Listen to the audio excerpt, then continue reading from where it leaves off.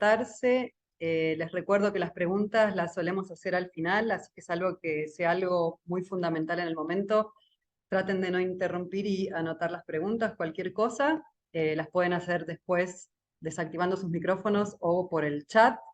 Y les voy a presentar entonces a Cecilia Fernández.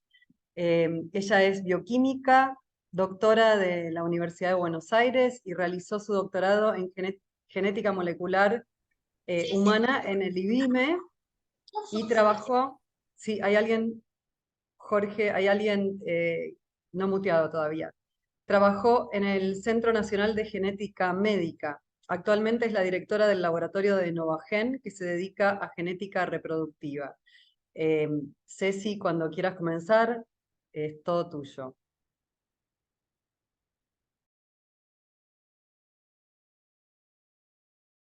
Estás muteada, Ce. Ahí está. Bueno, primero buenas tardes a todos y muchas gracias por la invitación, Flor, y al Instituto por permitirme participar en sus seminarios. Bueno, hoy les voy a hablar de los estudios genéticos preimplantatorios. Esto es los estudios que se pueden hacer en los embriones previo a su implantación. Y la idea es pasar un poco rápido en la evolución de estos estudios, comentando un poco cómo comenzaron, con qué herramientas contamos ahora y qué nos depara el futuro. Estoy intentando pasar, pero no pasa. Ahí pasa. Bueno, en toda la charla, todo lo que vaya a comentar está dentro del ámbito de reproducción asistida.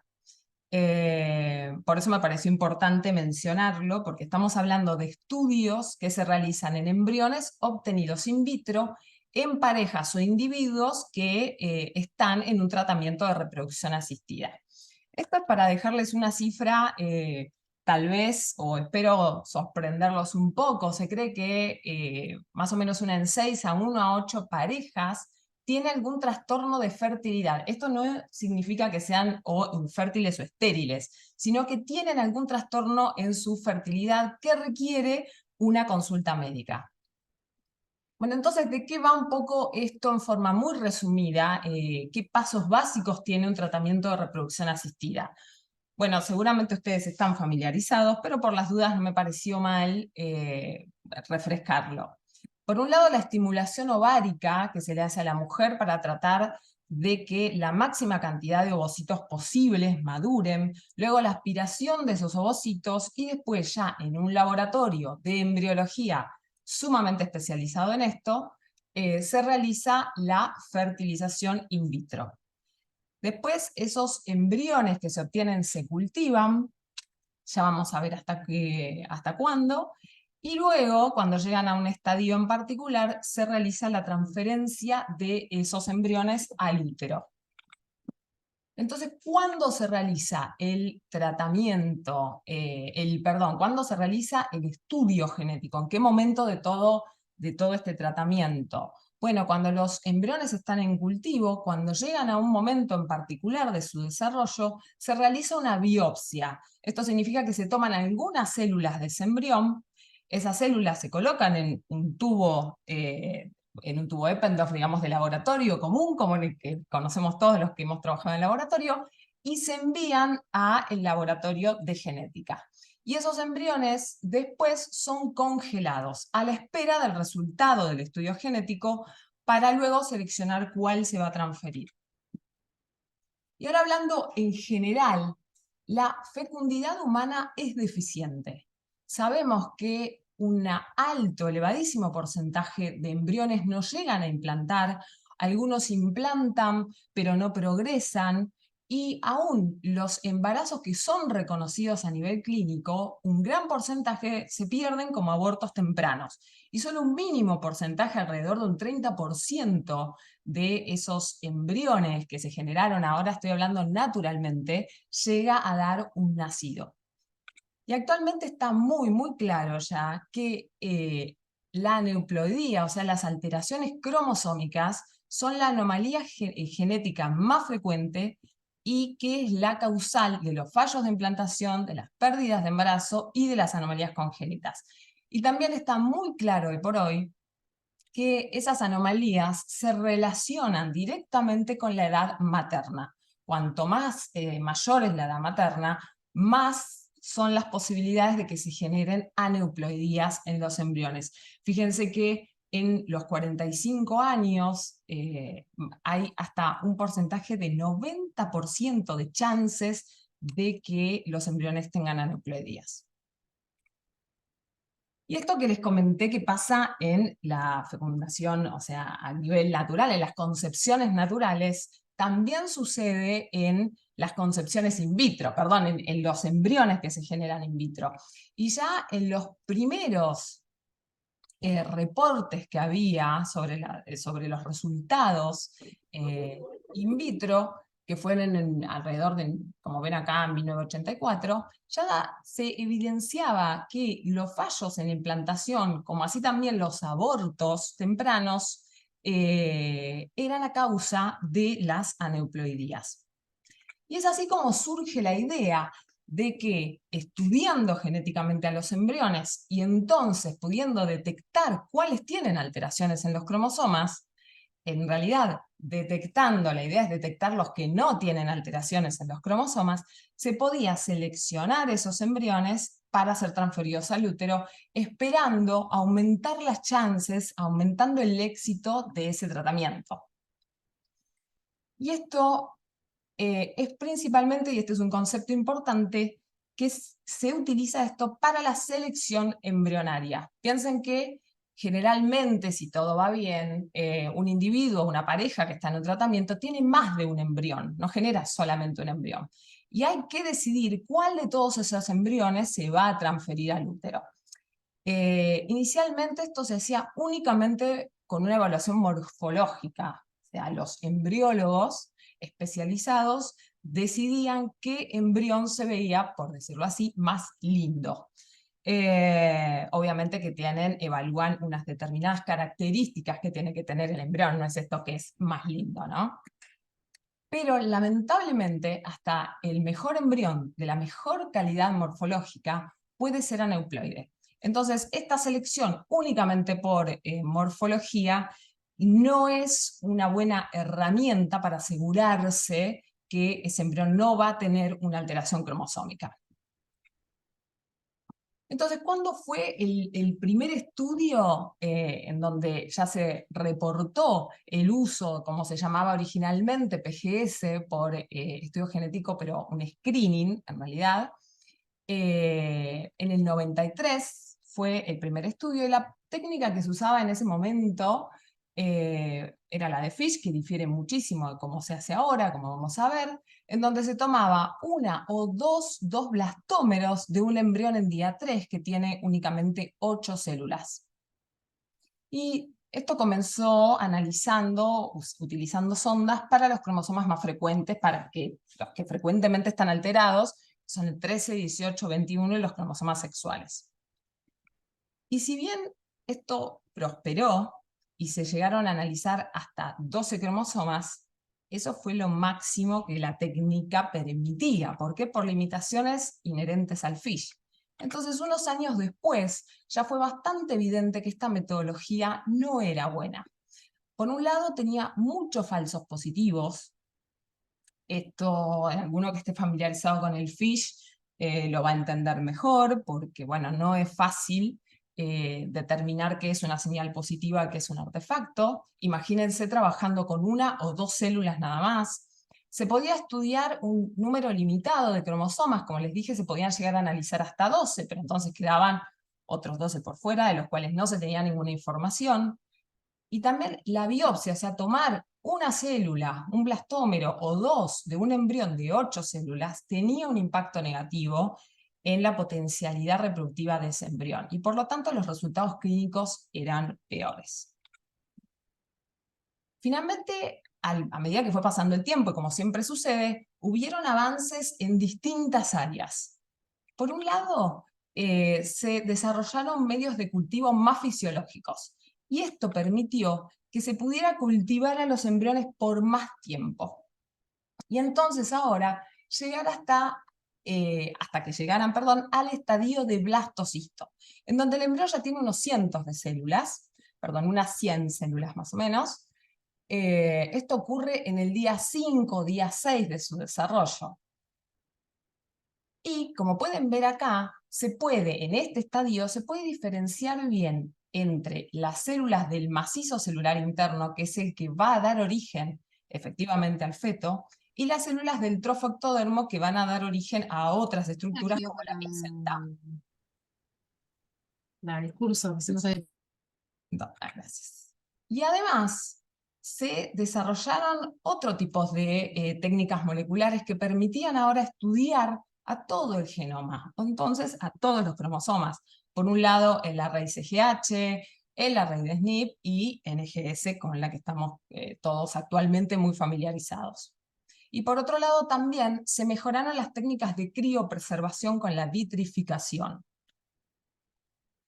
Entonces, todos estos desarrollos dieron origen al estudio genético preimplantario como lo conocemos ahora, o PGT por las siglas en inglés, que además está dividido según lo que se quiere investigar, en PGTA para aneuploidías, SR por Structural Rearrangement, o sea, para ver alteraciones, reordenamientos cromosómicos estructurales, en parejas o individuos que son portadores de translocaciones balanceadas, y el PGTM para investigar mutaciones cuando alguno de los progenitores padece una patología monogénica.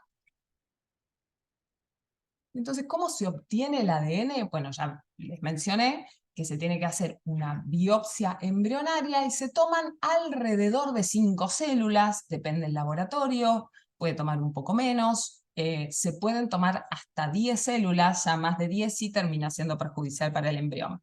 Y se toman células del trofectodermo, no del macizo. Esta biopsia no debería repercutir en el potencial de ese embrión. Pero el material, el ADN de únicamente aproximadamente 5 células no es suficiente no es una cantidad suficiente para luego poder aplicar las técnicas posteriores que se necesitan para estudiar la composición genética del embrión. Y entonces lo que se debe realizar es una amplificación de todo el genoma. Hay distintas técnicas para hacer esto, no me voy a detener ahora, algunas tienen, o sea, cada una tiene sus particularidades, pero en general con todas ellas se obtiene mucha masa de ADN, que es lo que se necesita para poder continuar con el estudio. ¿Okay? Y entonces ahora este paso es un paso obligatorio, por lo menos por ahora es un paso obligatorio para poder tener una masa con la que poder trabajar.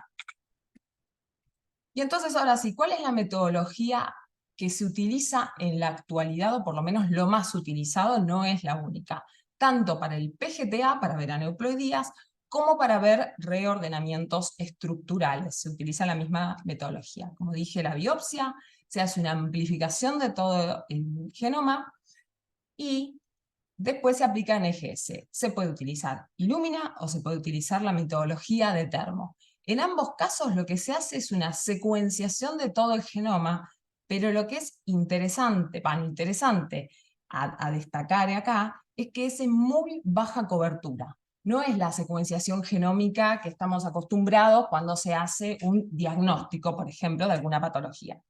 Porque no es necesario tener tanta información para el tipo de alteraciones que queremos evaluar, que son alteraciones muy groseras, como lo es la ganancia o pérdida de todo un cromosoma. Entonces, si bien se tiene información de todo el genoma, en realidad es de algunas regiones nada más. Esto es un concepto importante, porque es una secuenciación de todo el genoma, pero es un poquito mentirosa, digamos. Entonces, como dije, la técnica más utilizada independientemente de la metodología, sea Illumina o Thermo, es NGS. Y generalmente uno está más acostumbrado a pensar en secuenciación masiva cuando quiere buscar o evaluar cambios puntuales. Esto es, como en el ejemplo, el cambio de una base por otra. Pero la secuenciación masiva también se puede utilizar para ver ganancias o pérdidas, teniendo en cuenta que el número de lecturas de una región indican en forma indirecta la cantidad de ADN de esa región. Entonces, si una región en el ADN está duplicada, va a haber más ADN y por lo tanto va a haber más lecturas, o sea, más secuencias de esa región. Y lo opuesto va a pasar si hay una delesión. Entonces, muy brevemente, ¿cómo se analizan los resultados? Los resultados de una NGS van a ser un montón de reads, de lecturas, que se van a ir a mapear a las regiones correspondientes en el genoma. Lo que se hace después es dividir a los cromosomas en ventanas o bins de 1 megabase.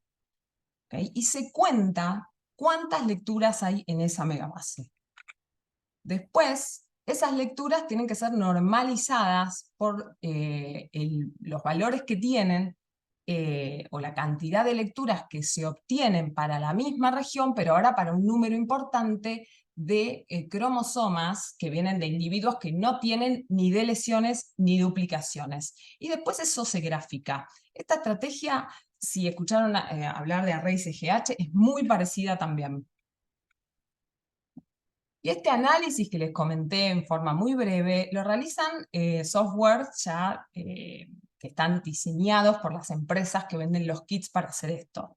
Dependiendo de con qué kit trabaje uno, va a ser el software que utilice, que dan los resultados bastante masticados, digamos. Y en definitiva, de nuevo, independientemente de la empresa con la que uno trabaje, el resultado tiene un poco esta pinta, donde tenemos un perfil, en donde en el eje X están los cromosomas, en el 1, el 2, el 3 y así sucesivamente, y en el eje Y está la dosis o cantidad. Ven que acá está 2, que es lo que esperamos, 2 copias, hay una línea que estaría marcando el 3, cuando hay 3 copias o una trisomía, y una línea roja para el 1, estaría marcando una copia o una monosomía. Y si hacemos un zoom de esto, ¿qué son todos estos puntitos verdes? Cada uno es el resultado, el valor normalizado de esa ventana en la cual se cuantificó y después se relativizó. ¿Okay? Cada puntito representa el valor que se obtuvo en cada ventana. ¿Okay? Y como ven, en este caso, todos están alineados cerca de 2. Por lo tanto, aquí no hay ninguna alteración, ni ganancia, ni pérdida. Tenemos un perfil completamente euploide y XX. Acá ven que está la representación de cromosoma X y el Y no tiene ningún valor, los puntos están en 0. Acá ejemplos de cómo se vería una trisomía en el cromosoma 16. Ven que todos los puntos están alineados en el valor de 3 copias, y una monosomía para el cromosoma 7. Ahora, todos los puntos están cercanos al valor de 1. En este caso, acá tenemos un XY. ¿Okay? Sería un embrión que sería del sexo masculino. Acá un ejemplo con múltiples aneuploidías, trisomía 18, monosomía 5, 11, 15 y en X e Y. Como ven, los perfiles en general son bastante sencillos de analizar. Por supuesto que acá estoy mostrando ejemplos muy lindos. A veces también tienen más ruido. Hay algunos que otros artefactos en algunas regiones, principalmente las centroméricas y teloméricas, ya que son regiones repetitivas y que suelen dar problemas. Pero en general son sencillos de analizar, salvo cuando, bueno, tenemos algunos casos particulares. Como les dije, la misma metodología servía también para el PGT-SR. Recuerdan que existen las traslocaciones cromosómicas y que los individuos, cualquiera, podemos ser portadores de una traslocación balanceada, y como no hay ni ganancia ni pérdida de material genético, no lo sabemos. Y muchos de estos individuos se enteran que son portadores de una traslocación balanceada justamente cuando intentan tener hijos y se generan y tienen abortos recurrentes. ¿Por qué? Porque dependiendo de cómo se segreguen estos cromosomas durante la meiosis, se pueden tener gametas que van a ser balanceadas y viables o desbalanceadas. Y esto es con ganancia o pérdida de alguna de las regiones que están involucradas en la traslocación. Y esto justamente es lo que se quiere determinar con el estudio. Entonces acá un ejemplo para una traslocación entre el cromosoma 2 y el 12. Ven que se puede ver perfectamente. De hecho acá estoy mostrando un zoom en donde se ve en monosomía toda esta región, que es la correspondiente a la región que está involucrada en la traslocación. De hecho, los programas de análisis nos dan el principio, el final de la región alterada, la ubicación de las bandas citogenéticas de donde se ubica, ¿okay? Que por supuesto tienen que coincidir, o lo esperable es que coincidan con el cariotipo con el cual nosotros ya contamos previamente, el cariotipo del padre portador. Y también una particularidad que tiene la técnica de secuenciación masiva es que es muy sensible. Esto puede ser bueno, pero a veces puede no ser tan bueno, y si quieren ya hacia el final en la discusión puedo comentarles más sobre esto. Pero lo que permite la secuenciación masiva es detectar este tipo de perfiles, en donde ven que el valor de cromosoma 8 no está ni en 2 ni está en 3. Eso nos está diciendo que en esas células de la biopsia hay una mezcla, que el embrión era mosaico. ¿Esto qué significa? Que tenía dos líneas celulares, una euploide y una aneuploide con una trisomía 8. ¿Okay? Y esto es más o menos en un 50%. Es como si de las células que tomaron, 3 eran euploides y 3 aneuploides, por darles un ejemplo. Y estas alteraciones se pueden producir durante las sucesivas divisiones mitóticas que tiene el embrión, que imagínense que es como una máquina de dividirse y que tiene muchas de las restricciones del ciclo celular eliminadas. Se comporta casi como una célula tumoral, porque crece muchísimo en 5 días. Entonces no es tan infrecuente que esto suceda.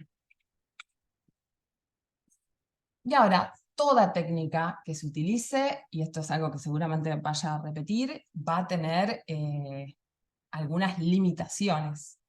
Y en este caso hay algunas cuestiones que son técnicas y otras biológicas que ahora vamos a ver, por los cuales el PGTA puede dar resultados falsos, tanto falsos positivos como falsos negativos. Entonces, como les dije, algunas son técnicas. Las células sí o sí tienen que ser, ese ADN de las células de la biopsia tienen que someterse a una amplificación de todo el genoma. Por supuesto que esta amplificación no es perfecta. Esto es obvio, imagino. Y algunas regiones del genoma van a tener más dificultad para ser amplificadas y otras justamente lo opuesto, ¿ok? Por cómo sea la secuencia, porque esa región tome tal vez alguna estructura, por diferentes variables. Entonces, esto va a generar al final, estos artefactos de amplificación, en el perfil se van a terminar viendo como pequeñas ganancias o pérdidas, generalmente de una región cromosómica nada más, que nos pueden llevar a pensar que hay alteraciones, hay aneuploidías parciales, o sea, solo de un pedacito del cromosoma y en mosaico. ¿Okay? Otros artefactos se pueden generar por la técnica de biopsia. Entonces, si la técnica está hecha en muy buenas manos, no debería suceder esto, pero puede pasar. Piensen que acá se utiliza un láser que da calor y eso puede degradar el ADN y puede también generar al final que en el perfil se vean artefactos. Y después hay cuestiones biológicas.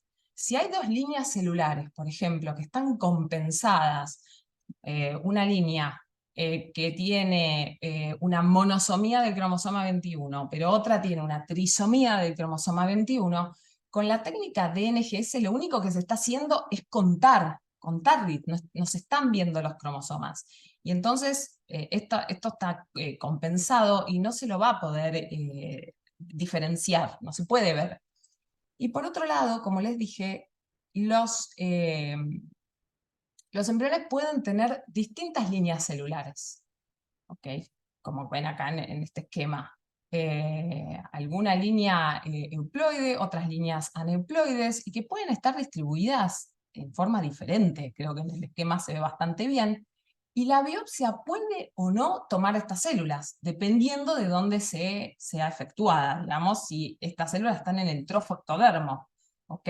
En estos casos, de ninguna manera vamos a lograr ver las células aneuploides porque las células del macizo celular interno no se tocan. Y lo que yo supongo en este momento que ustedes estarán pensando, pero con todos estos problemas, entonces a esto no se le puede creer. Supongo que están pensando, ¿por qué le creemos a esto? Y sin embargo es la primera metodología, como les dije, que como vieron ahora en el paper, que hace muchísimo, en los papers, perdón, que mostré, que se utiliza. Entonces claramente sí se le puede creer. Ceci, mini, yo sé que dije que no se pueden hacer preguntas, pero esta me parece que da acá. Y aparte, rompo la regla. ¿Se les dice mínimo todo esto a los padres? Porque yo justamente pensaba esto que vos decís y dije, quedan en shock. ¿Se les cuenta, se les omite? Hace un mini comentario de eso. No. Queda grabado. A ver, No, sí, queda grabado. Sí. yo les cuento esto porque, bueno, estoy en el laboratorio, los que me conocen saben que me gusta mucho la parte técnica, pero esto pasa en muy baja proporción. Sí, obviamente nunca se habla en ninguna técnica ni en biología del 100% porque eso no existe. ¿Okay? Esto ya lo sabemos. No se les da tanto detalle y en realidad tampoco es necesario en general, porque como ahora voy a mostrar, son bastante creíbles los resultados. Pero en general tanto detalle técnico no se les da.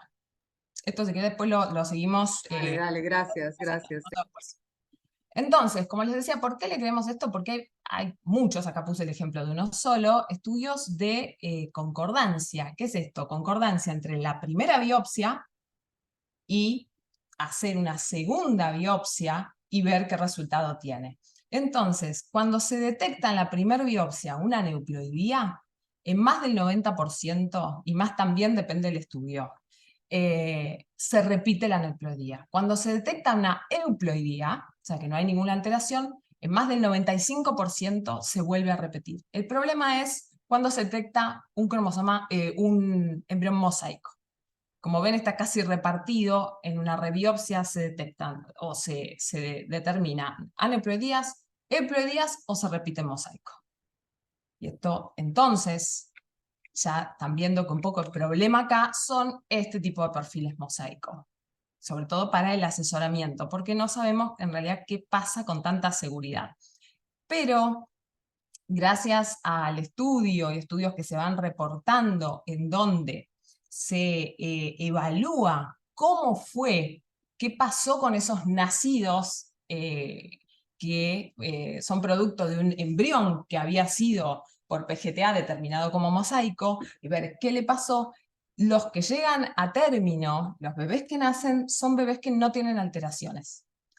Se sabe por hoy que los mosaicos tienen una menor implantación, una mayor tasa de aborto, por lo tanto una menor tasa de nacido vivo, pero sin embargo son viables, como dije. Los que implantan continúan y no generan alteraciones.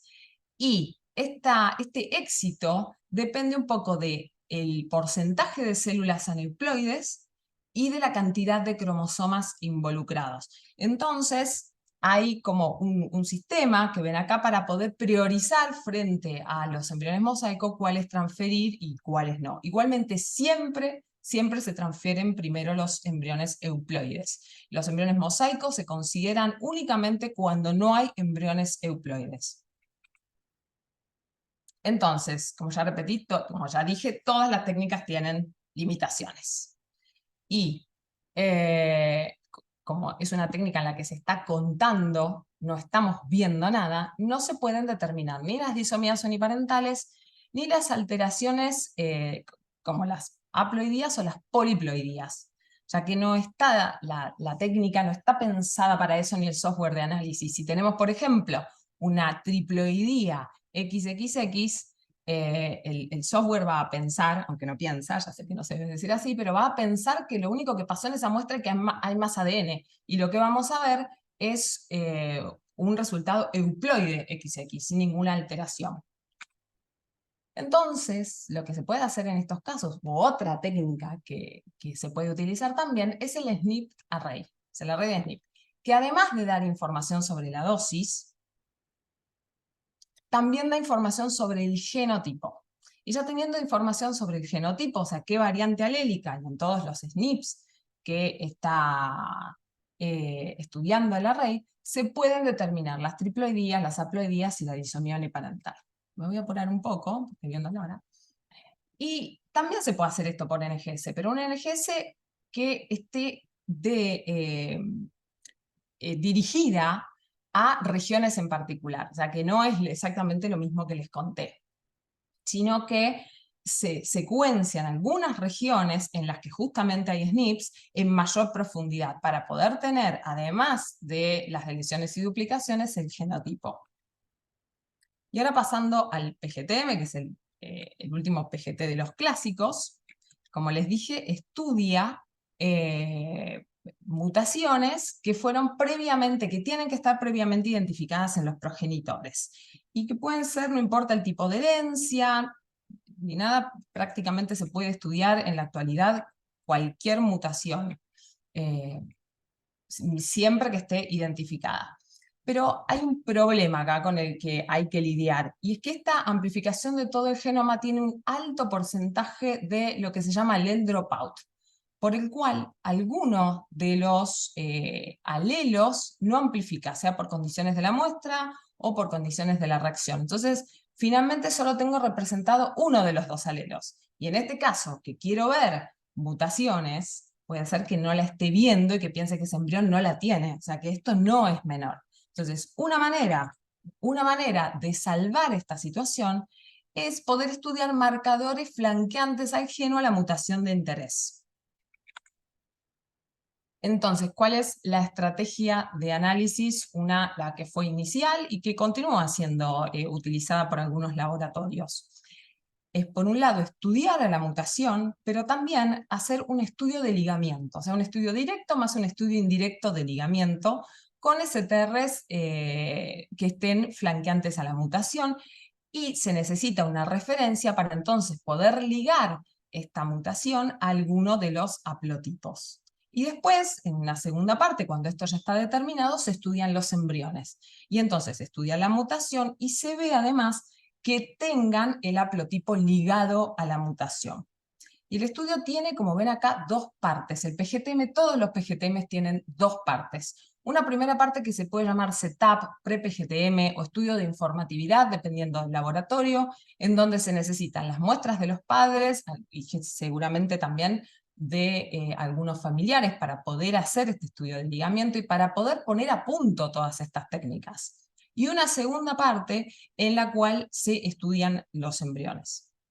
Ustedes se imaginarán que hay que hacerlo caso a caso, hay que diseñarlo caso a caso y que es muy costoso. Es muy laborioso, perdón, porque hay que hacerlo en forma artesanal para cada mutación, en cada gen en particular que se presente en ese caso. Entonces, a medida que pasó un poco el tiempo y que se contaron ya con técnicas genómicas, una de las primeras que se diseñó con la idea de que esto fuera más universal y que pudiera ser aplicado a distintos casos y no solamente a alguna, como el anterior, tener que diseñarlo pareja por pareja, fue un estudio con array de SNPs, que es un estudio de ligamiento, solo que ahora con muchos más SNPs. ¿Okay? Pero como siempre, los estudios indirectos de ligamiento queda esa tasa del error que sería tal vez posible por una recombinación que uno no pueda estar evidenciando. Esto siguió evolucionando y hoy contamos con arrays que tienen muchísima más densidad de SNPs. Y también, como les mencioné antes, con NGS, con este NGS dirigido, también se puede tener información del genotipo. Y por lo tanto también se puede realizar el PGTM de manera indirecta. Igualmente, el concepto que quisiera que quede es que lo que siempre es recomendado es que se hagan las dos cosas. El análisis directo de la mutación más el análisis de ligamiento. Y que siempre el PGTM tiene dos partes. Una en la que se pone todo a punto y en la otra en donde se estudian a los embriones. Bueno, y hasta acá, perdón que me está apurando, pasamos por lo que son los estudios clásicos de PGTM, o sea, los que ya están hace muchos años, que han ido evolucionando como vimos, que ya están totalmente establecidos. Ahora les voy a mencionar 2 estudios que son más nuevos, que todavía no están totalmente aceptados y que no son de un uso totalmente masivo. Entonces, como les dije, la biopsia, si bien hecha en manos expertas, no debería ser dañina. La realidad es que es un procedimiento invasivo, requiere un equipamiento especial que es costoso, requiere personal altamente capacitado, puede ser variable dependiendo de operador en operador, y además, si no está bien realizada, sí va a terminar siendo perjudicial para el embrión. Y es por eso que se empezaron a pensar en métodos no invasivos. Este es uno, hay otros, si quieren después les comento. Entonces en 2016 se publicó el paper que fue la prueba de concepto, que demostraba que se podía hacer el PGTA a partir del ADN que está libre en el medio de cultivo. Así es, el embrión durante su desarrollo va liberando ADN al medio. ¿Okay? Es muy poco ese ADN, muy poco. Pero la estrategia es básicamente la misma que les conté antes. Se toma el medio de cultivo, se hace una amplificación de todo el genoma, NGS, y se obtienen perfiles. O sea, es básicamente la misma. Sin embargo, hay muchas variables todavía a determinar que son, ahora se están estudiando con mucho, o sea, hay varios laboratorios, digamos, estudiando esto, y uno es que no se sabe completamente bien el origen de ese ADN. Si bien inicialmente se creía que se debía a apoptosis o a necrosis, en realidad no se sabe ya por el estudio del tamaño de ese ADN que no es solamente por eso. Pero no se sabe efectivamente cuál es el origen, no se sabe qué factores influyen en su liberación. Es muy poco el ADN y por lo tanto metodológicamente hay que tener muchísimo cuidado de que no haya una contaminación, y los laboratorios que lo han probado, este procedimiento, esta técnica, cada uno trabaja de manera particular, digamos, lo puso a punto de manera particular, no está estandarizado. Y entonces, si bien ya se ofrece en el mercado, no se utiliza para descartar embriones, sino para priorizarlos. ¿Okay? Sino, digamos, para hacer un ranking de cuál habría que transferir primero y cómo seguir, pero no para descartar. Y acá solo quería mostrarles que si bien es muy poco ese ADN que está en el medio de cultivo, pero miren, estos son resultados nuestros de la biopsia, el método invasivo y del no invasivo a partir del medio de cultivo, y ven que aunque el perfil tiene un poco más de ruido, el resultado es el mismo. Así que si esto se sigue desarrollando, seguramente tenga, digamos, sea más aceptado después internacionalmente, porque bueno, los resultados, por lo menos algunos, por supuesto no todos fueron así, pero algunos resultados son muy prometedores.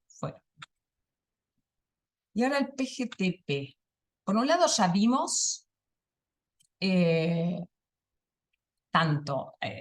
si hablamos de los grandes grupos de enfermedades genéticas, tenemos las cromosómicas y tenemos las génicas, y para evaluar la presencia de las dos existen PGTs, o sea, existen estudios preimplantatorios, pero nos quedan las poligénicas, que además las poligénicas son la principal causa de muerte a nivel mundial. Esto es, algunos tipos de cánceres, diabetes, alteraciones cardíacas, generan el 74% de muertes a nivel mundial, comparado con los desórdenes, las alteraciones monogénicas. Y es así como surge el PGTP ahora, por poligénicas. Ustedes saben que nosotros no somos producto de nuestros genes, sino que también, sobre todo en estas patologías, en las enfermedades poligénicas o multifactoriales, el ambiente tiene un impacto muy grande en nuestro estilo de vida, la alimentación, el ejercicio, etc. Entonces para estas patologías hay distintas variantes que están distribuidas en todo el genoma. Cada una de estas variantes tiene un peso en particular, o sea, va a conferir una susceptibilidad particular. Alguna por ahí da un poquito más de susceptibilidad y tiene más peso, otra no tanto. Y entonces lo que se puede determinar matemáticamente es el riesgo poligénico. Esto es una medida cuantitativa del riesgo genético que confiere muchas variantes de susceptibilidad.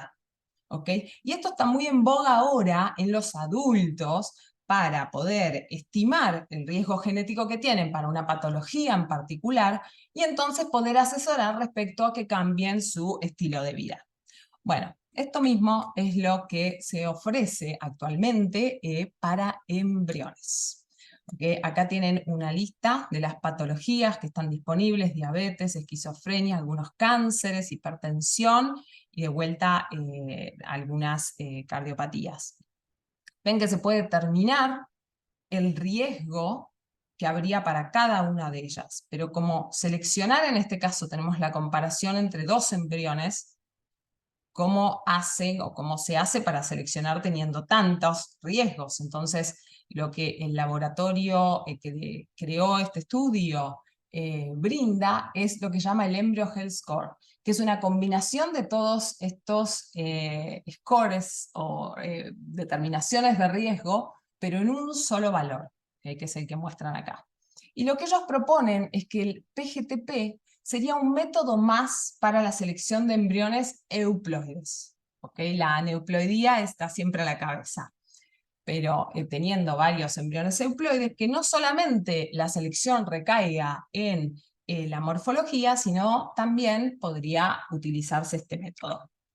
Esto lo puse, es una especie de mini paper de este año de dos personas muy conocidas en el ambiente de reproducción. Es muy breve por si les interesa más profundizar en este tema, que habla un poco de las cuestiones a favor y en contra de este estudio, que se imaginarán tiene mucho debate ético. Y también para aprovechar y comentar que personalmente todos los estudios que estoy contando acá, todos, no solamente este, no los estoy ni recomendando ni no recomendando, sino la idea es informar y contar qué es lo que está disponible y de qué se trata. Y ahora sí, el último PGT,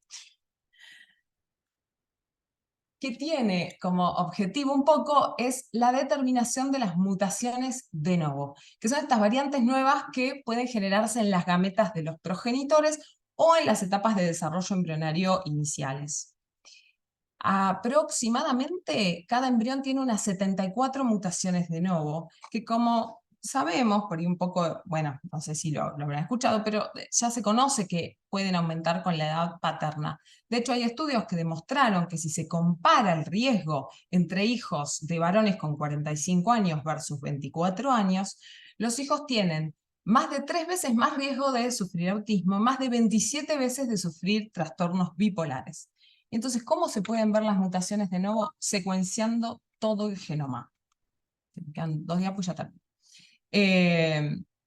Secuenciando todo el genoma. ¿Okay? Ahora pensarán, sobre todo los que están relacionados a secuenciación masiva, ya normalmente es difícil a veces determinar qué es un artefacto y qué no lo es. En este caso, en donde además se cuenta con la técnica adicional de amplificación de todo el genoma que es necesaria en los embriones, hay una gran cantidad de falsos positivos, que son en promedio entre el 5 y el 15% del total de las variantes que se identifican. Este porcentaje es muy alto para poder ser utilizado para una selección, o sea, para poder informar, diagnosticar algo. Entonces, los que plantean, los que están diseñando este estudio, es unas distintas estrategias para poder hacer una reducción de estos falsos positivos. Por un lado, secuenciar el genoma de los padres.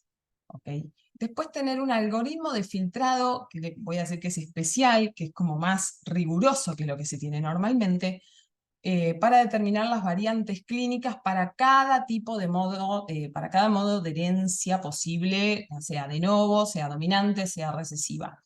Y una anotación de esas variantes que es exhaustiva, o sea, más de 50 bases de datos, el uso de muchísimos predictores de patogenicidad. ¿Okay? Pero además de poder ver las mutaciones de novo, teniendo la secuencia de todo el genoma de un embrión, se van a poder ver las mutaciones heredadas, las aneuploidías, alteraciones estructurales, alteraciones en mosaico con más certeza que esta secuenciación de todo el genoma que yo les conté que es el PGTA al principio, pero que es un poco de mentira. Y también se van a poder evaluar los SNPs, estas variantes relacionadas a las enfermedades poligénicas. Entonces, potencialmente, este PGT de secuenciación de todo el genoma del embrión podría abarcar a todos los PGT que les conté un poco antes. Y entonces, finalmente, ahora sí. Bueno, vieron que se han desarrollado muchos estudios y se continúan desarrollando. Algo importante que como concepto, que el PGT-A ha mejorado resultados clínicos, pero principalmente en las poblaciones específicas, como lo son las mujeres de edad materna avanzadas con fallos de implantación y abortos recurrentes. Que el PGT-M potencialmente se puede hacer para cualquier patología genética. Que los estudios prenatales siguen siendo recomendados. Y que cada vez cobra más relevancia el asesoramiento genético. Y que seguramente, y esto es un poco personal, pero también es lo que a todos ya vamos visualizando, es que la selección embrionaria va a resultar de una combinación de toda esta información, también de la metabolómica, morfocinética, que no mencioné, y de la aplicación de la inteligencia artificial, que de hecho ya está siendo aplicada cada vez más para la selección embrionaria. Bueno, finalmente agradecerles mucho, la atención y mostrarles acá al fabuloso equipo con el que tengo la alegría y el privilegio de trabajar. Bueno, muchas gracias. Sí, Se que... durmieron todos, larguísimo. No, mirá, ¿sabéis? Yo ya arranco así. Dejo de Tengo unas... compartir. Deja de compartir. No sé, por ahí lo vas a necesitar. Después voy a Primero, necesitar. te felicito. Sabé que te hubiese interrumpido 10 veces. Tengo 10 preguntas para hacerte, que quédense tranquilos los que van a No las preguntar. voy a hacer. Por respeto Bueno. no las voy a hacer, pero sí te voy a decir que me es un placer. Yo les tengo que contar que Ceci es una gran amiga y colega con quien hemos compartido. Ella ha sido docente en la cátedra y hemos dado muchísimos cursos juntos. Y me estaba acordando del curso que dimos juntas en el 2009 y que vos contaste por primera vez. Fue la primera vez que yo escuché los detalles técnicos del NGS, ¿te acordás? Sí. Y es una persona que ama, como dijo, esos detallitos, y todos los que somos mm, nerds disfrutamos. Así que amé toda esta actualización de técnicas. Yo te voy a hacer 2 horas y paso, y ahí empiezo a dejar entrar a todo el mundo. Una que es muy cortita, que es cuando dijiste que tenemos 74 mutaciones de novo por embrión, es si eso incluye las zonas codificantes, intergénicas y no codificantes. Y la otra pregunta que me voló la cabeza y me quedé en shock es la de la técnica de PGTP, que uno podría determinar si el embrión, o sea, tiene probabilidad de desarrollo de cáncer, o sea, no de cáncer, de lo que quieras, no hay un embrión que vaya a nacer sin un montón de riesgos tremendos. Es eso, casi lo mismo que antes. Me parece buenísimo para usarlo como priorización intralaboratorio y decirle a los papás, hay una técnica que usamos para determinar cuál es el mejor, pero ¿está al alcance de la mano de ellos esa lista de riesgos de desarrollo de cáncer, esquizofrenia, bipolaridad? Porque me parece tremendo eso, un par de palabras y ahí ya empiezo a pasar las preguntas. Sí. Respecto a las 74 variantes, te voy a decir la verdad, no estoy totalmente segura, pero entiendo que es de secuenciación de todo el genoma del embrión. Y respecto al PGTP, ha habido muchísimas discusiones éticas al respecto. Por eso hablar ya de todos los estudios, hasta el PGTA podríamos hacer discusiones éticas, por eso hice un poco ese comentario que la idea no iba por ese lado, pero ni en recomendación ni en no recomendación. La idea es siempre asesorarse lo mejor posible. La información que mostré es la que tienen los padres. El riesgo de cada patología, el riesgo de una. Si quieren solamente saber el riesgo de una sola, porque tienen antecedentes de diabetes, pueden saber eso. Si quieren el riesgo de todo, tienen acceso a todo. Y es directamente a los padres.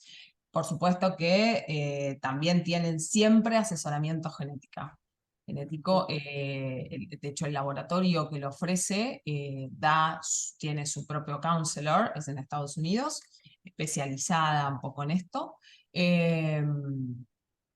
Y bueno, va de la mano de asesoramiento genético, pero sí tienen ese dato. Así. Gracias. Sí, tremendo. Bueno, voy a hacer para ordenar, voy a empezar, si les parece bien, en el orden de los que anotaron que quieren una pregunta en el chat, entonces yo ahí voy haciendo pasar. El que veo primero es la de Marcelo. No sé si alguien preguntó antes y se me escapó. Si no, Marcelo, hace tu pregunta. Bueno, hola, buenas tardes, Cecilia. Hola. Yo tengo dos preguntas y una es medio filosófica, pero la primera es, ¿de dónde? Desconocimiento total, porque no es mi tema, ¿no? Pero cuando vos mostrabas la técnica esa que mostraban las trisomías, ¿viste? La monosomía, todo eso, que en dos había una línea y que los puntos se movían alrededor de la línea. Y vos hablabas de un ruido.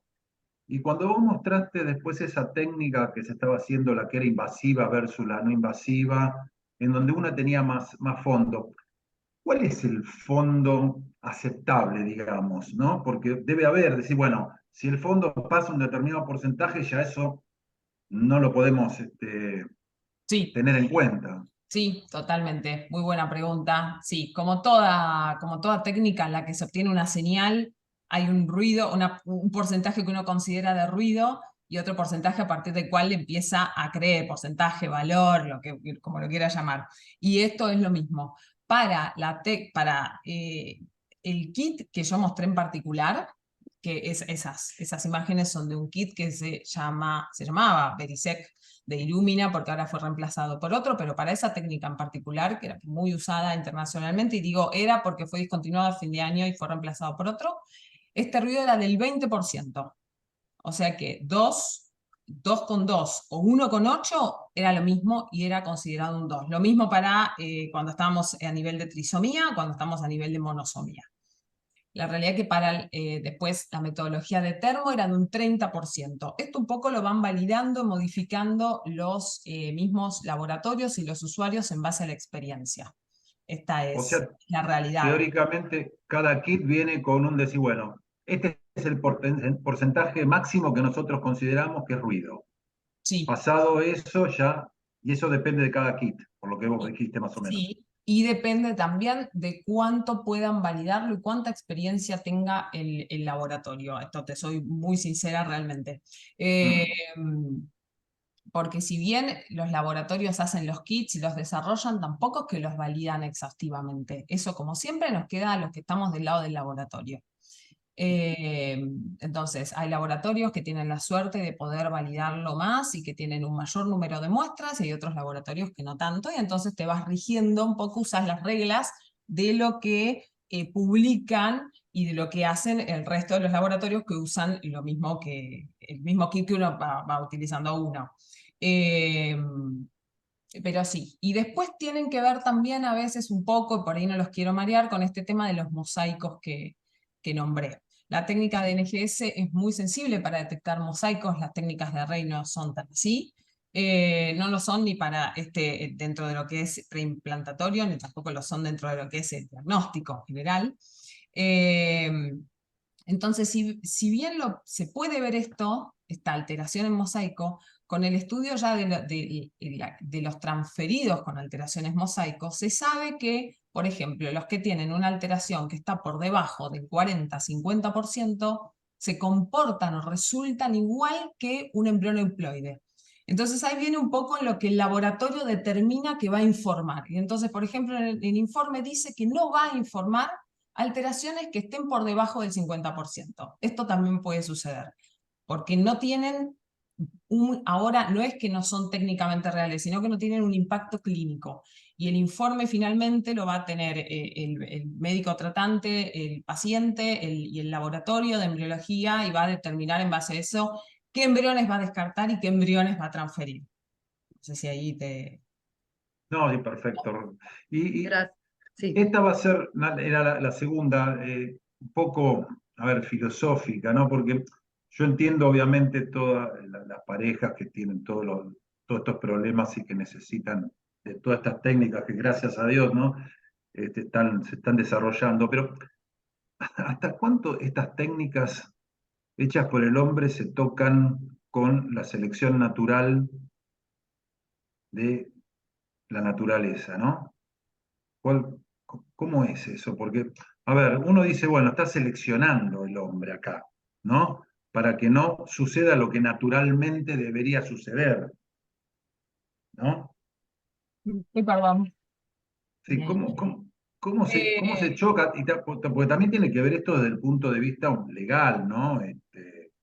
Porque sí, pasarnos un poquitito de la raya, eh, podemos hasta convertirnos en mengueles, si podemos decir, ¿no? O sea, ¿hasta cuándo la ley y la ética chocan ahí, ¿no? y hay un montón para chocar. No tengo mucho y no quiero, de hecho, lo digo así, no quiero dar mi postura personal, porque en este momento No, obvio. estoy eh, haciendo, o que creo que es la función que tenemos todos los profesionales en salud, en tratar de ser lo más objetivos posibles, si bien sabemos que es algo casi imposible, pero ser lo más objetivos posibles y brindar la información para el que está del otro lado, justamente tenga eso, tenga toda la información posible y pueda hacer su elección en forma, sin estar influenciado. Entonces no voy a decir yo en particular qué opino de ninguna de ellas. Lo que sí es que ya un tratamiento de reproducción asistida va en contra de lo que naturalmente sucedía. Así que ya desde ahí en adelante, piensen que la primera, acá no hay algo que a mí personalmente, viniendo sobre todo con tanto background de diagnóstico genético, en donde uno tiene los controles positivos, el control negativo, y varios controles y varios pacientes, y pone y prueba la metodología que va a usar y demás. Acá no hay control positivo o negativo, ¿no? Y no es Claro. porque se trabaje mal o bien, es porque no se pueden generar embriones para probar a ver cómo da. No se puede. Entonces, hay aproximaciones, se pueden usar líneas celulares, se pueden usar, por supuesto, aproximaciones, pero nunca van a ser lo mismo que un embrión y una biopsia, que es así. Entonces, esto ya desde el primer ICSI que se realizó fue, digamos, lanzarse a ver qué pasaba. La primera vez que se hizo una inyección intracitoplasmática, la primera vez que se hizo un PGT mediante PCR para detectar secuencias del cromosoma Y para parejas que tenían patologías ligadas al cromosoma X. Y yo hice esto y no detecté cromosoma X y esperemos que efectivamente sea así de bien y se transfiere. Todo lo que es el ámbito de reproducción un poco funciona así porque tampoco hay otra opción. Esto no quita, por supuesto, que haya debates y que se trabaje de la mejor manera posible. Esto, por supuesto, y sobre todo a medida que las técnicas van avanzando y que tenemos cada vez más herramientas. Pero Ceci, te no sé si corto. me mareé, me fui por las ramas No, también. no, por eso, pero como tengo Sí, y yo veo todos, tengo en lista, ahora vienen sí, Mauri No, y está bien, Leonardo, muchísimas gracias, Cecilia. no, de Muy nada, linda gracias por la el charla, interés. ¿eh? Muy lindo. que yo me quedaría escuchándote y me voy a guardar mis 9 preguntas y no voy a poder, pero por eso, ahora viene Mauri, Edu, Leonardo y después Gisela, ya están en la gatera para preguntar. Así que Mauri, vamos a tratar de ser concretos y Ceci, acá que tengo mucha confianza, te pido también, Sí, hacerlo más. vos decime. Sí, Sí. hacelo concreto para no dejar a nadie sin preguntar y si nos sobra un cachito de extra, nos explayamos más. Mauri, ¿estás ahí? Mauri a la una, si no pierde el lugar. Ah, no tiene, dice, perdón, yo estoy sin Acá te estoy micrófono. Sí, leyendo. sí, voy a leer a Mauri. Me pareció buenísima tu charla, me gustaría saber con respecto a las biopsias. O sea, ¿se sabe que el embrioblasto suele derivar a las células con inestabilidad genómica al trofoectodermo? Y las biopsias se hacen del trofoectodermo. Entonces, pregunta, ¿es como restar o se relaciona esta probabilidad de que las variaciones o mosaicismos sean exclusivas del trofoectodermo y no necesariamente afecte el embrioblasto, que al final es lo que va a llevar a formar el embrión individuo? Decime si fue clara Así, o sí, es así, yo entiendo. perfecto. A ver si le entiendo todo un poco. Es verdad que sí, durante el desarrollo embrionario, una de las, digamos, hipótesis que se plantea es que las células aneuploides, el embrión, es como que las saca del macizo celular interno y las lleva al trofoectodermo, que va a ser un mosaicismo confinado a placenta, si es que esto es viable, ¿no? Por supuesto, no va a ser para todas las aneuploidías cromosómicas. Y puede llegar a ser así, totalmente. Y es por eso que hay unas reglas para poder rankear en función de la evidencia que hay de la transferencia de embriones mosaico. no, por eso es que hoy por hoy no se plantea descartar a los embriones mosaicos, sino priorizarlos en función de la cantidad el porcentaje mosaico y de la cantidad de cromosomas involucrados. No sé si con esto le respondí. Excelente, muchas gracias Ceci y Mauri. Edu, ahí estás. Perdón, ya se me había olvidado hasta la pregunta. Sí, me imagino. Estaba, Sí, hay que anotar, hay que estaba anotar. pensando qué Mucho, le iba a preguntar. perdón. Gracias, Cecilia, por la charla. Muy lindo. La primera pregunta era, por desconocimiento, justamente, ¿cuál es la regulación legal en el país respecto a este tema? De, por ejemplo, algo tan simple como yo como padre voy a hacer una fecundación in vitro, no me gusta la palabra fertilización, y elijo el sexo, por ejemplo. O sea, yo sé que obviamente la elección de un embrión viable es algo sabio, digamos, pero ya después ahí yo poder elegir como papá, como cliente, hasta el sexo del embrión es otra cosa, creo. Es ya un poquito más allá, éticamente hablando. ¿Cómo está regulado eso en el país? Esa es la primera. Y la segunda, la relación, las diferencias o similitudes que hay con el diagnóstico genético en los embarazos, digamos, común y corriente, por decirlo de alguna manera. ¿Cuáles son similitudes o algunas diferencias respecto a lo que se hace en el laboratorio? Mirá, respecto a la regulación legal en Argentina hay muy poco. De hecho, puedes elegir sin ningún problema el sexo. Brasil, por ejemplo, no se puede. En otros lugares no se puede hacer del mundo, ahora no recuerdo qué países, no se puede hacer ni PGT, no se puede tomar una muestra del embrión, hay que estudiar el cuerpo polar del ovocito. Pero acá, por lo menos por ahora, no hay muchas regulaciones y las regulaciones que hay no son estrictas, así que podés elegir un poco lo que quieras. De hecho, se hacen muchos tratamientos de PGTA para hacer selección de sexo. No digo muchos, se hacen algunos. Sí. Eso por un lado. Y por el otro, y es bastante distinto al diagnóstico prenatal. Es bastante distinto porque acá, de vuelta sin entrar en dónde comienza la vida y demás, tenés embriones congelados, que pueden estar años ahí congelados. Entonces, ya no existe el mismo estrés, si bien hay tiempos en los cuales hay que entregar los informes, ¿no? Pero no existe ese estrés de día a día en el cual en un diagnóstico prenatal tenés que entregar la información lo antes posible, ahí hay un embarazo en curso, la madre o pareja tiene que decidir si lo va a abortar o no. Las metodologías que se usan también son distintas porque nosotros partimos desde estas 5 células que les conté más o menos de la biopsia y en el prenatal, bueno, parten del líquido amniótico o de la punción de las vellosidades. Así que la metodología es más similar a lo que sería un diagnóstico de rutina, digamos, porque se hace una extracción del ADN de ahí y ya no hay que pasar por una primera etapa de amplificación de todo ese ADN, sino que ya a partir de ese ADN se pueden usar la técnica que se vaya a usar para hacer ese diagnóstico prenatal. No sé si hay más o menos. Sí, Ok, sí, sí, sí. gracias. Muchas gracias, Cecilia. Perfecto, Leonardo, es tu turno. Muchas gracias, Cecilia. Antes que nada, felicitarte por tu calidad docente y, y tu honestidad intelectual con tu exposición. Ay, gracias, voy a querer que me inviten. El mes que viene hablo de otra cosa, no se me levantan el ánimo. Yo tengo un par de preguntas. No sé, yo me ocupo mucho de abortos recurrentes y de infertilidad de causa desconocida y entiendo que el PGTA es una herramienta así muy importante de las cosas que hay dando vueltas. Si uno tiene que elegir una que implica al paciente un costo importante económico, que esta es importante. Un poco volviendo al comentario de Marcelo del principio. Pero en función de esto, yo me encuentro con pacientes con embriones euploides que tienen reiteradas fallas de implantación.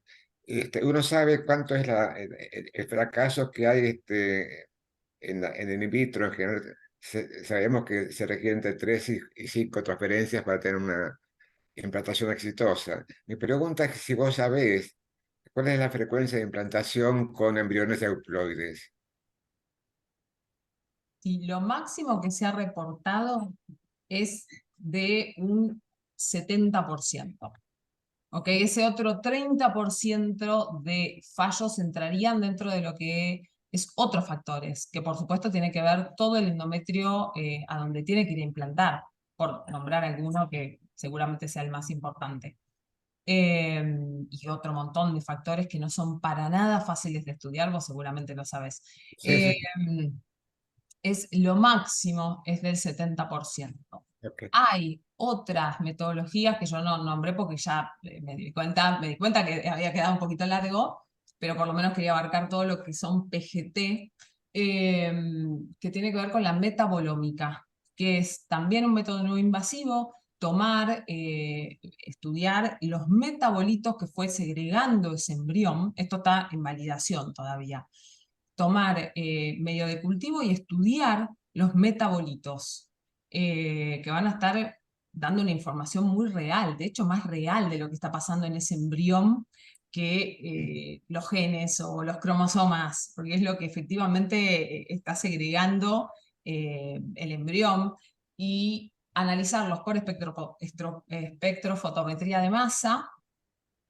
Y en los resultados que he visto de validación, los que ha mostrado la empresa, de los resultados de validación, podrían, con el perfil de metabolitos, podrían predecir la ploidía, o sea, si el embrión es euploide, pero además de los embriones euploides, podrían predecir cuál tiene más chances de llegar a un embarazo. Y así llegar a una tasa de éxito del 85%, que sería lo más alto hasta ahora. Otra preguntita, si me dejas. Eh, ¿qué, qué aconsejás vos con las pacientes de más de 40 años? Porque, eh, ¿cuál es la tasa de eploidía que uno puede obtener en estas mujeres que tienen 80% de anomalías cromosómicas por su edad, ¿no? Si lo aconsejable es insistir con el PGTA o inducirlas a que vayan a la ovulación. Eso es un poco personal también para las pacientes, ¿no? Que estén dispuestas a hacer. La realidad es que los resultados no son muy buenos en las mujeres de edad materna avanzada, que además ya llegan a un tratamiento de reproducción asistida. No en todos los casos, pero es un alto porcentaje de aneuploidías. En general, tal vez lo que yo veo ¿Tenés, un poco... tenés datos de cuánto, qué porcentaje de eploidía puedes obtener en una mujer de 42 años, por ejemplo? Sí, yo no mostré ningunos porcentajes de laboratorio, me parecía que era un poco, y además van un poco dependiendo, pero ahora en particular para 42 no te puedo decir porque va No, no, no. variando. Nosotros normalmente lo dividimos en un número un poco arbitrario de 37, menos de 37 y más de 37. Pero eso te lo puedo decir mucho mejor, después quedamos en contacto y te lo digo mucho mejor, no hay problema para efectivamente esas edades, Me pero... encantaría que charlemos, Cecilia. Sí, sí, no hay ningún problema para puntualizarlo más, porque también si te digo el valor de más de No, 37, no, estoy metiendo un hay un montón de número, estoy preguntas, metiendo ruido ahí que no va a servir, pero el porcentaje un montón de preguntas que me gustaría de hacerte. diploidía es bajo, debe rondar un 30% para que veas. En general hacen alguna ronda con sus ovocitos y después terminan yendo a ovodonación. Leonardo, Eh, quédate tranquilo que los contacto a los dos. Después de este seminario ya les paso bueno, mails y celulares y gracias. hablan en Gracias. profundidad, quédate tranquilo. Eh, yo te puedo hacer una más, alguien, salvo que alguien me diga, yo no tengo micrófono. Gisela, ¿vos querías decir algo? ¿Falto yo? Sí, perdón, ahí leo la tuya. Gisela pregunta, ¿puede influir el congelamiento y descongelamiento del embrión en el resultado genético de un embrión anormal? Por ejemplo, si lo congelan al día 2 y después lo descongelan para que llegue a blacto y lo biopsian el día 6. ¿Se podrían haber obtenido resultados diferentes si el embrión hubiese llegado directamente al día 5 o 6 sin haberse congelado? Muy buena pregunta, me atrevo a decir yo sin saber nada. Es ¿No? buena pregunta, es muy buena pregunta. Así sin pensar en nada, por lo que yo ya les comenté, creo que todos podríamos decir la respuesta fácilmente y es que sí, los resultados Sí, pueden ser claro. diferentes. Porque estamos tomando y el día 2, día 3 es una blastómera y después vamos a estar tomando una biopsia de ese embrión que solamente tenía 8 células. Acá dice que no se le toma nada. Ah, bueno, sí, pero sí podrían haber resultados distintos, sí. Sí, sí. Y después vamos a estar tomando unas 5 células de un embrión que tiene aproximadamente 100 células. Sí. Después, si efectivamente la pregunta iba, ¿cuánto afecta el congelamiento? Yo no sé si eso está tan estudiado, te diría, porque pensá que necesitarías muchos embriones solamente para investigar. En principio no debería, eh, pero sí podría haber resultados distintos ya solamente por limitaciones técnicas. Lamento no tenerte una respuesta un poco más certera.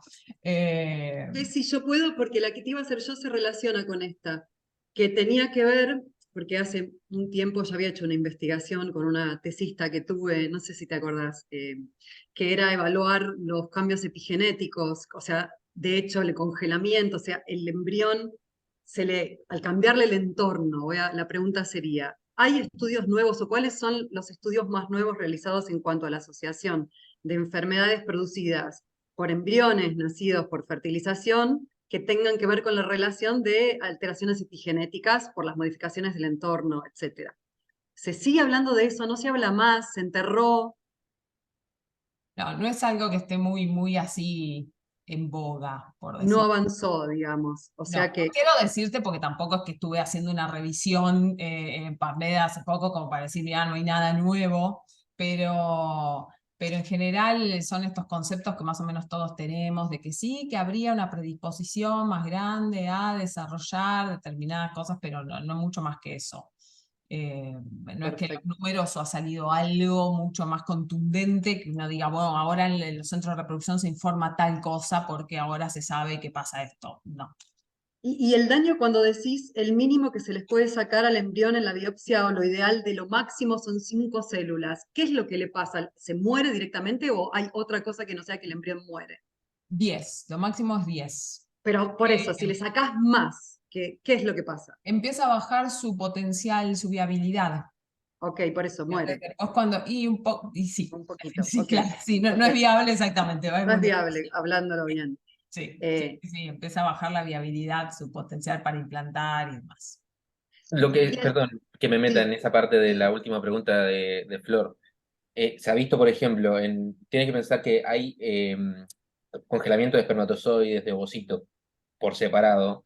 Y, por ejemplo, hay un montón de estudios en donde se observa que el DNA del espermatozoide congelado, la calidad del DNA disminuye un montón en la población. O sea, no me parece loco pensar de que obviamente el congelamiento tanto de ovocitos por un lado, espermatozoides por otro, y o el mismo embrión, que la junta de ambos haga cambio genético o epigenético, nombrémoslo como quiera, Sí. pero eso sí hay, eso está seguro. Espermatozoides congelados cambia la población y hay fragmentación de DNA, etcétera, etcétera. Sí, lo que pasa como después, normalmente cuando se descongelan en los espermatozoides, Sí, que después tú fue seleccionas, distinto al ovocito, claro, tú después tenés estás siempre seleccionando. millones y La después diferencia es que el embrión no se estás, aplican métodos sí, para seleccionas seleccionar después los igual. mejores espermatozoides, ahí es como que toda esa población por ahí te Estás la filtrando, sí, obvio. encima y entonces no es un factor que se tenga en cuenta pensar en que por eso están los bancos de esperma. La diferencia es que tienes millones de espermatozoides, pero después los embriones congelados tienen, no sé, 7. Claro, pero los ovocitos en realidad, dependiendo un poco el estudio, ¿no? Pero tampoco debería haberse afectado el ovocito, estoy hablando ahora, El por la ovocito sí es congelación. diferente. Y en los embriones, hasta biopsiados, tampoco hay una baja en su viabilidad por la congelación. Sí, la viabilidad no.